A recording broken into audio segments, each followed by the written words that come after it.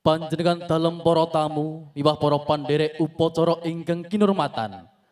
Tumapa ing upacara badhe dipun purwakani kiraping pusaka paring dalem ingkang awujud tombak Kyai Agnya Murni kairing bergodo kagungan dalem prajurit Kraton Ngayogyakarta Hadiningrat dipun dherekaken abdi dalem ing tlatah Praja Kabupaten Bantul.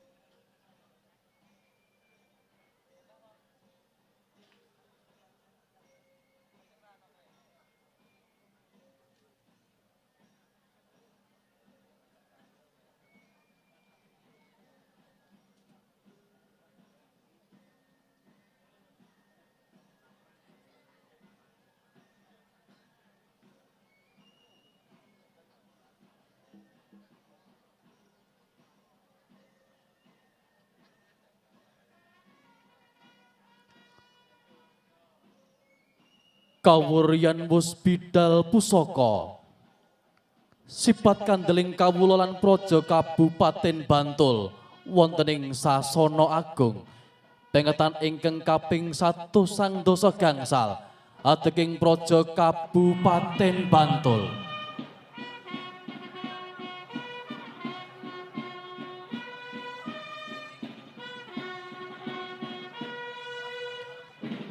Kairing bergoto kagungan dalem prajurit Kraton Ngayogyakarta Hadiningrat abdi dalem Kabupaten Bantul ing wewengkon Praja Kabupaten Bantul.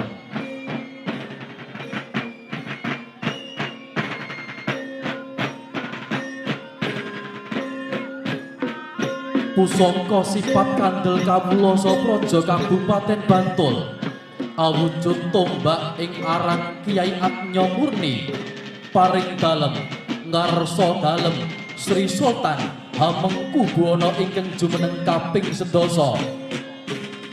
Duhnat kala pengetan hateking Kabupaten Bantul ingkang kaping 169 Surya kalih dasa Juli 2000 minangka sih dalem tumrap kawula lan praja Kabupaten Bantul. Laras sabda dalem bilih pusaka mengku pralambang budaya ingkang aparmor agami suci tegesipun jejeking tombak paring pralampita manunggaling kawula lan Gusti Kyai Agnya Murni Adapur Pleret ngengketaken bilih dumadining praja Kabupaten Bantul boten saged uwal saking jantraning sejarah Kraton Mataram Sultan Agung saha kuncaraning Pleret ingkang cikal bakal wonten ing kerta wewengkon Pleret. Agnya Murni Darbe Suraos. Agnya tegesipun parentah utawi peperintahan. Murni tegesipun resik lan suci. Menika nggambaraken bilih jejeking tombak kejawi ngandhut kekudangan ugi pangajab murih jejeking pagesangan luhur lan mulya.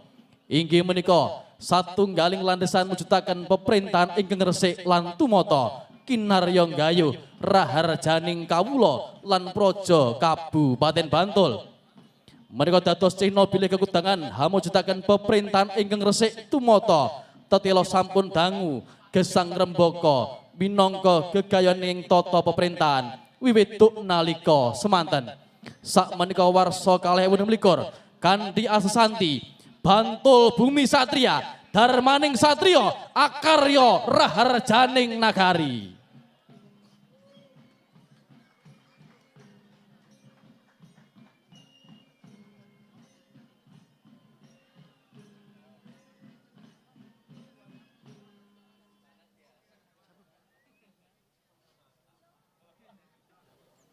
Bapak Ibu sagung para tamu ingkang winantu pakurmatan. Salajengipun kepareng kiraping pusaka paring dalem ingkang awujud tombak Kyai Agnya Murni kairing bergoto kagungan dalem prajurit keraton Ngayogyakarta Hadiningrat dipun dherekaken abdi dalem ing tlatah Praja Kabupaten Bantul tumuju wonten bangsal rumah dinas Bupati Bantul.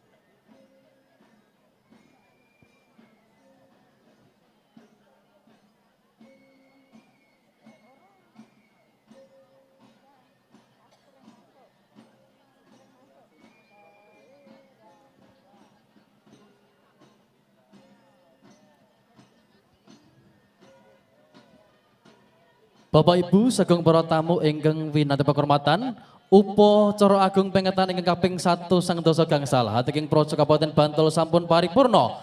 Pandega upacara sigra wangsul ing papan sekawit. Upacara agung paripurna. Para berkoso dikeparengake kaso papan. Ditindakake